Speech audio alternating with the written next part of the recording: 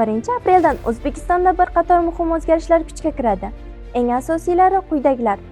Davlat shifoxonalari 5 kunlik ish haftasiga o'tadi. Bayram va dam olish kunlarida tibbiy xizmat uzilmasligi uchun navbatchilik tizimi joriy qilinadi.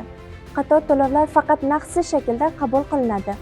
Bularga davlat xizmatlari, elektr, gaz, suv, alkogol va tamaki mahsulotlari, avtomobillarga yoqilg'i qo'yish xizmatlari, 25 million so'mdan qimmat tovar va xizmatlar, shuningdek ayrim transport va ko'chmas mol-mulk oldi-sotdilari kiradi.